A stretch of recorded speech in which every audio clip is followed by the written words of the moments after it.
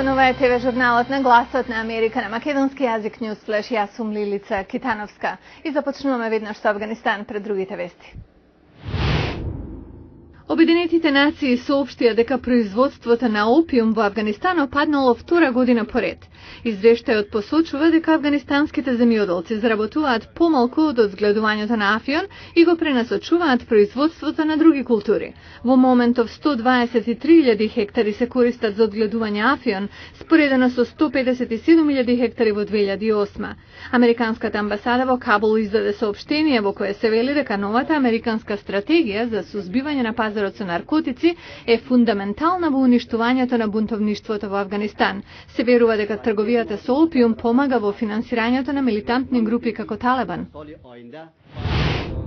Индонезиски официјални лица соопштија дека силен земјотрес во близина на крајбрежјето на најголемиот остров уби најмалку 15 лица, а повредени се 20-тина.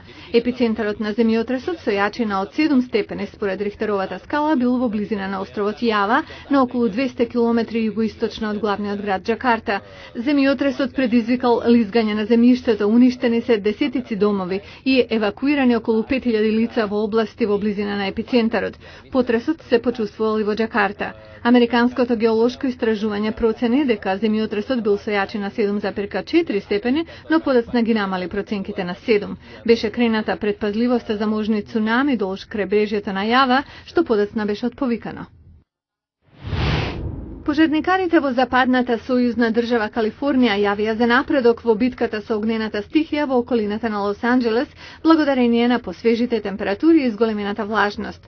Но главниот командант на Американската шумска служба Мајк Дитрих предупреди дека иако временските услови одат во корист на пожарникарите, може да се потребни дополнителни 2 недели за целосно неутрализирање на пожарите. Тој исто така предупреди дека е можно временските услови да се променат.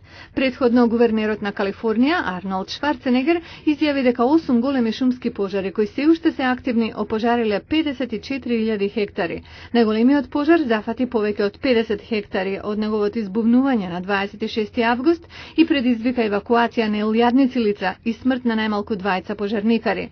Американскиот председател Барак Обама и првата дама Мишел изразија сочувство до семејствата на пожарникарите кои загинаа во неделата кога нивниот камион излетал од патот.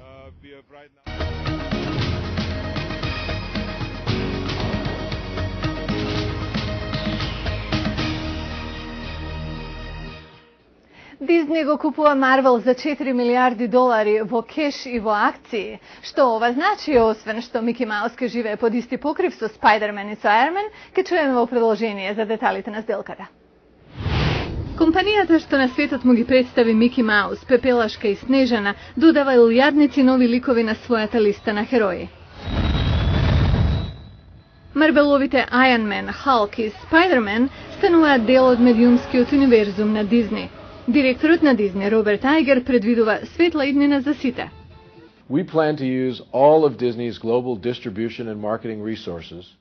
Планираме да ја употребиме Дизниевата глобална дистрибуција и маркетиншки ресурси, да ја зголемиме популарноста на Марвел и нивните над 5000 ликови, а со тоа бизнисот како збир од двете компании ќе биде уште посилен, вели директорот.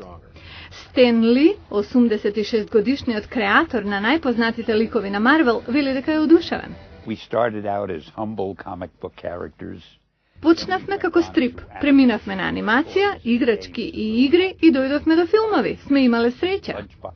Сделката се чека да биде потврдена од собствениците на акции на Марвел за да влезе во сила. Но во Дизни се оптимисти. Таму веруваат дека потегот ќе ја подобри позицијата на Дизни кај читателите на стрипови кои претежно се машки.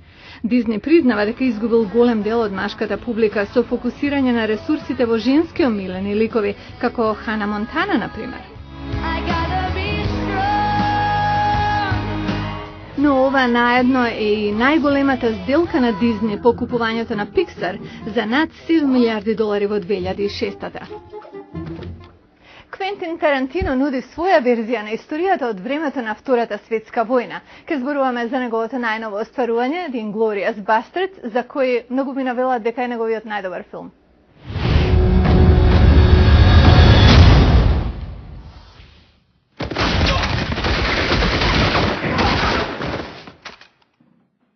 Умните дијалози на Тарантино и досетливите ликови се комбинирани со неочекувани насилни сцени. Резултатот е застрашувачки, како и во своите претходни остварувања режисерот се навраќа на класиката.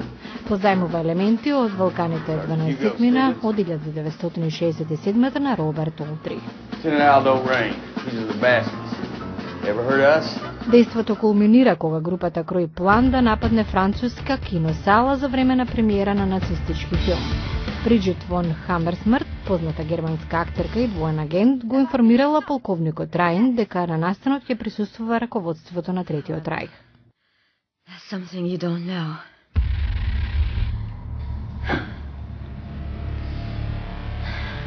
Der Führer is attending the premiere. Полковникот Рајн е убеден дека ќе успее во својата мисија додека не се соочи со рамен на себе нацистичкиот полковник Ханс Ланда, задолжен за обезбедувањето на премиерата.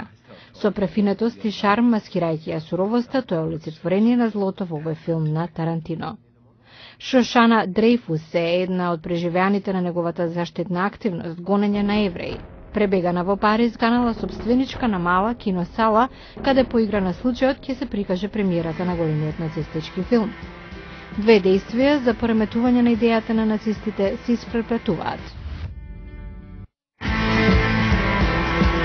Сите ликови носат интензитет, интрига и непредвидливост до самиот крај. Кинематографијата и фокусот на деталите се импресивни исто како и актерската екипа. Полковникот Рейн го игра Бред Пит, но тој е засенат од германецот Кристофер Валц, кој го игра Ханс Ланда.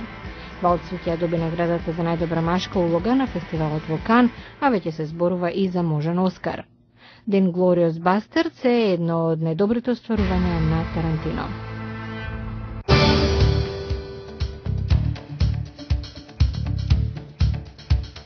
Утре во News Flash, заштита на сведоци во САД.